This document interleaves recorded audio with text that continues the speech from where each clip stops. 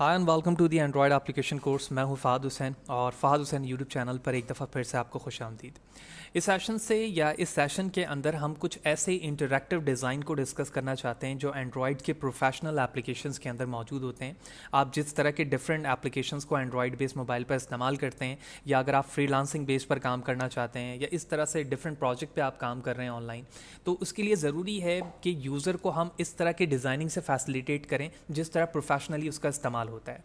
तो अब तक हमने जितनी चीज़ों को हैंडल किया है, हमने यूआई पर इतना कोई ख़ास ध्यान इसलिए नहीं दिया सम टॉपिक्स पे, लेकिन कुछ टॉपिक्स पर हमने ज़रूर दिया जहाँ पर हमें सिर्फ और सिर्फ कोर कॉन्सेप्ट समझना था कि एक्चुअली बिहाइंड काम कैसा हो रहा है। लेकिन बहुत सारे सिनेरियोज़ पर फ्रेगमेंट के साथ यूआई एक्टिविटी बेस हमें कुछ इंटरैक्टिव डिज़ाइन की ज़रूरत होती है। जैसे तुम्हें याद होगा कि जब भी तुम प्रोजेक्ट क्रिएट करते हो न्यू पर जाने के बाद, तो तुम्हें इस तरह का एक लेआउट तुम्हारे सामने आता है जिसमें से तुम एम्प्टी एक्टिविटी लेकर प्रोजेक्ट ऐड करते हो। लेकिन स्टार्टिंग पे मैंने बताया था कि हम जैसे जैसे आगे जाएंगे इन तमाम चीज़ों को भी डिस्कस करेंगे जो यहाँ पर टेम्पलेट्स के फॉर्म पर हैं। तो सबसे पहले लिखा हुआ है ऐड नो एक्टिविटी। इसका मतलब है जब आपका प्रोजेक्ट क्रिएट होगा उसमें कोई एक्टिविटी नहीं होगी, तो लिहाजा आपको एक एक्टिविटी तो ऐड करवानी ही पड़ेगी।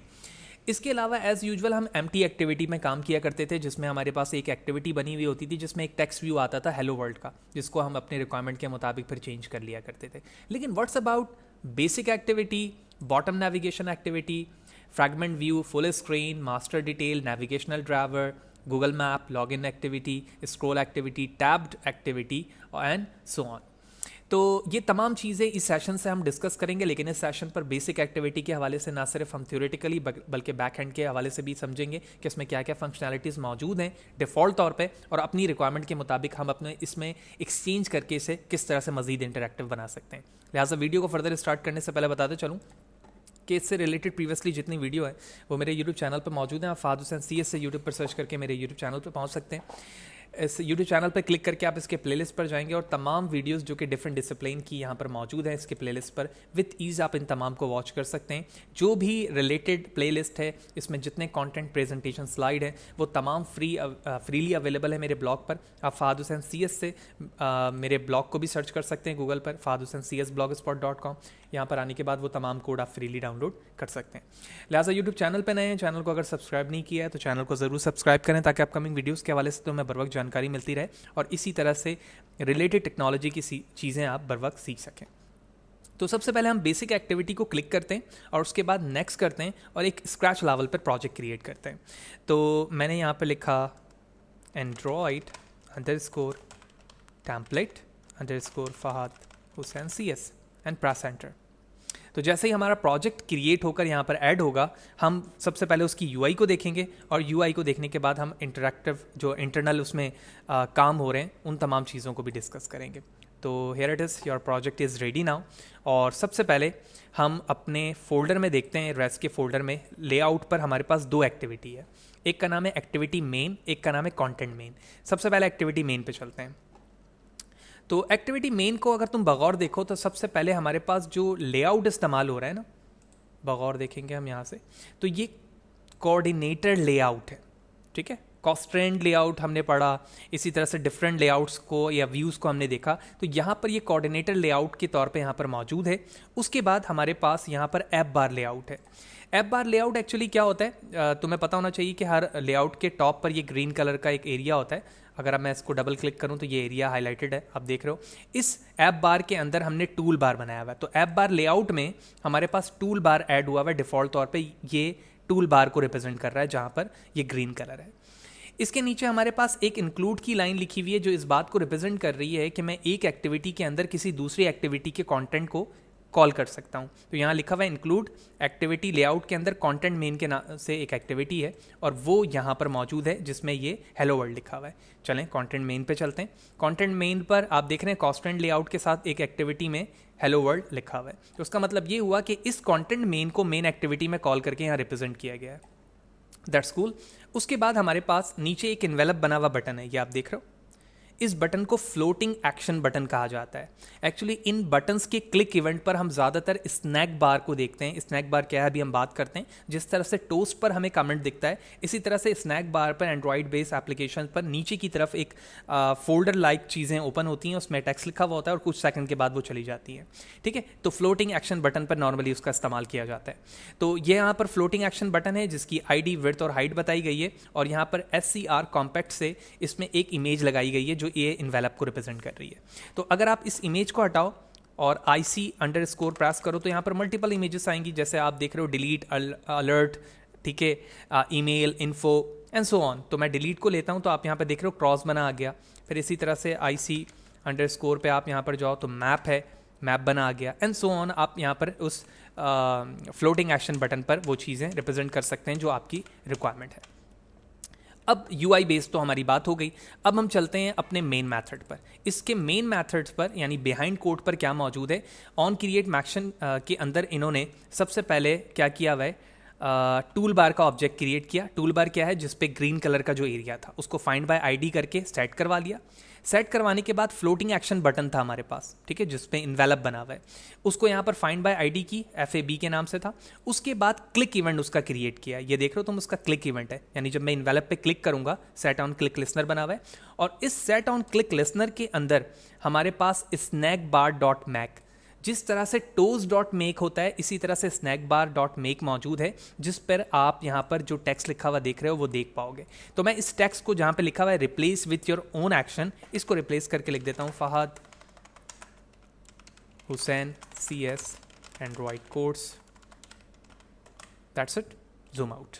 तो स्नैक बार ऐड करवाने के लिए ज़रूरी है कि आप इसकी लाइब्रेरी को इंपोर्ट करें, और साथ ही साथ ग्रैडल में, यानी कि फॉर एग्जांपल अगर आप किसी और प्रोजेक्ट में इस्तेमाल कर रहे हो तो इसका जो इसकी जो डिपेंडेंसीज़ है उसको आप यहाँ पर इंपोर्ट करा के ज़रूर सिंक करेंगे, क्योंकि मैंने इस वक्त लिया ही इस टैम्पलेट को है तो यहाँ पर ऑलरेडी मौजूद है, लेकिन अगर आप किसी और प्रोजेक्ट में इस्तेमाल करेंगे तो आप इस डिपेंडेंसीज़ को ज़रूर इस्तेमाल करेंगे। लिहाजा हमने कोड को रीड कर लिया है जो उसमें मौजूद था, प्रोग्राम रन करते हैं और उसके बाद देखेंगे रिजल्ट को, फिर उसमें चेंजिंग भी करेंगे। Let's see, and here it is result. आप देख रहे हैं कि हमारा प्रोजेक्ट रेडी है। मेन पर जो कंटेंट यहाँ पर आ रहा है वो कंटेंट कौन सा है, मेन का, यानी एक्टिविटी मेन रन हुई है लेकिन इसमें दोनों चीज़ें कॉल हो रही हैं, वो तो हमने देख ली है। अब सबसे पहले हम देखते हैं इस फ्लोटिंग एक्शन बटन को। जैसे मैंने इससे क्लिक किया, आप देख रहे हैं कि नीचे से टोस्ट की तरह टेक्स्ट ओपन हुआ जो स्नैक बार है, और कुछ देर बाद चला गया। लेकिन अगर तुम इसे स्टे करवाना चाह रहे हो तो इस पर आप प्रेस करके रखेंगे, यानी अगर आप एंड्रॉयड एप्लीकेशन फिजिकल मोबाइल पे यूज़ कर रहे हैं तो आप अपने थंब से उसे प्रेस करके रहेंगे तो वो रिटेन रहेगा, तो उसमें वही टेक्स्ट लिखा आ रहा है जो मैंने लिखा हुआ है। अगर मैं इसे रिलीज़ करूँगा तो कुछ सेकंड के बाद ये चीज़ें चली जाएंगी। तो ये तो basic UI back hand front hand की बात हो गई। अब मैं चाहता हूँ टेक्स्ट व्यू की जगह मेरे मुताबिक बटन बना है, उस पर टोस्ट का एक्शन परफॉर्म हो, या वट एवर आप sign up page, log in page बनाना चाहते हैं वो चीज़ें यहाँ पर कर सकते हैं। लिहाजा मैं कंटेंट मेन पे चलता हूँ जहाँ पर टेक्स्ट व्यू मौजूद था और इसको रिप्लेस कर देता हूँ बटन से। बटन से रिप्लेस करने के बाद आप देख रहे हो कि इसकी कोई एक ID भी होनी चाहिए, तो मैंने इसको ID दे दी और ID पे नाम रख दिया मैंने इसका बटन। तो आप देख रहे हैं कि हेलो वर्ल्ड के नाम से टेक्स्ट लिखा आ रहा है। मैं इसको सबमिट टेक्स्ट में चेंज कर देता हूँ क्योंकि अब ये पुश बटन बन चुका है। और साथ ही साथ हम इसके बैक हैंड पे चलते हैं। तो ये बैक हैंड है। यहाँ पर आने के बाद क्लास लेवल सबसे पहले यहाँ पे मैंने बटन बनाया और उसका नाम BTN रख दिया ताकि दोनों चीज़ें सेम रहे, कॉन्फ्लिक्ट नहीं आएगा क्योंकि एक ही ऑब्जेक्ट है यहाँ पर, आप चाहें तो चेंज कर सकते हैं। उसके बाद ये आप देख रहे हो उसका क्लिक इवेंट बना हुआ है। इस क्लिक इवेंट के बाहर आता हूँ यहाँ पर, और यहाँ पर आने के बाद इस बटन को फाइंड बाय ID कर लेते हैं। तो इसके लिए हम इसी लाइन को कॉपी कर लेते हैं जो यहाँ पर मौजूद है, और इस लाइन को कॉपी करने के बाद मैंने इसको रिप्लेस किया BTN से। उप्स, और यहाँ पर हम करेंगे find by ID BTN, that's it. On click listener यहाँ पर ऑलरेडी बना हुआ है, मैं इसको कॉपी कर लेता हूँ, ठीक है। बाद में आप चाहें तो ख़ुद भी बना सकते हैं। तो चेंज हो जाएगा यहाँ पर BTN की जगह FAB की जगह BTN, और ये टोस्ट पे है तो स्नैक बार पे है तो मैं इसकी जगह टोस्ट लिख दूंगा। तो मैंने लिखा toast dot make text cat application context hi submit button, enclose करेंगे इन्वर्टेड कॉमा में।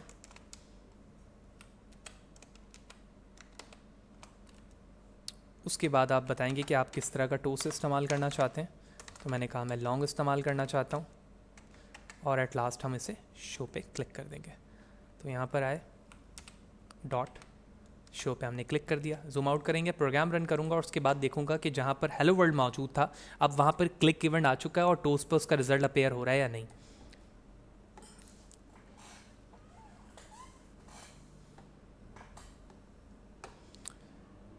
एंड हियर इट इज़, आप देख रहे हैं कि हमारे पास बटन मौजूद है। बटन पे मैंने क्लिक किया, नीचे लिखा आ रहा है हाई सबमिट बटन। इसके अलावा जो हमारे पास ऐप बार फ्लोटिंग बटन था वो अपनी जगह मौजूद है और यहाँ पर ये रोटेट अपने आउटपुट को भी शो कर रहा है।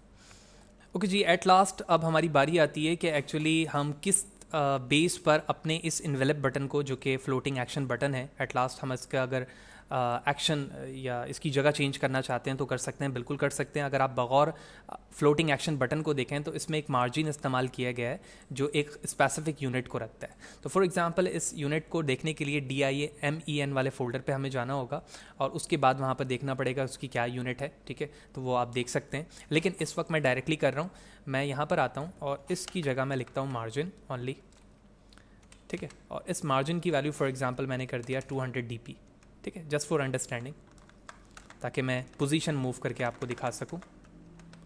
तो आप देख रहे हैं कि मैंने 200 dp किया है। तो आप देख रहे हैं कि अब ये जो इन्वेलप है हमारा वो इस जगह पर आ चुका है, ठीक है। तो इस तरह से आप इसकी एडजस्टमेंट करके अपनी मर्ज़ी के मुताबिक रोटेट कर सकते हैं जहां आप रोटेट करना चाहते हैं। तो अभी मैं बैक कर जाता हूं उसी जगह पर जहां पर हमारी ओरिजिनल इमेज मौजूद थी और आप चाहें तो मज़ीद मार्जिन को भी इस्तेमाल करके इसे रोटेट कर सकते हैं जहां आप इसे रोटेट करवाना चाहते हैं।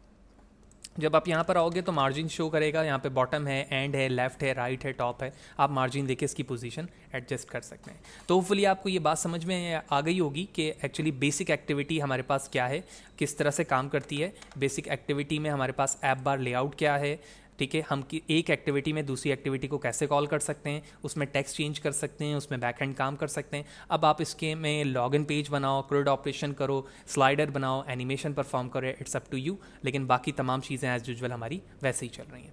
तो वीडियो अच्छी लगी है तो लाइक करें, ज़्यादा से ज़्यादा लोगों को शेयर करें। चैनल को सब्सक्राइब नहीं किया तो चैनल को ज़रूर सब्सक्राइब करें ताकि अपकमिंग वीडियोज़ के हवाले से आपको बर वक्त जानकारी मिले और इसी तरह से लेटेस्ट टेक्नोलॉजी की चीज़ें आप बर वक्त सीख सकें। Thank you.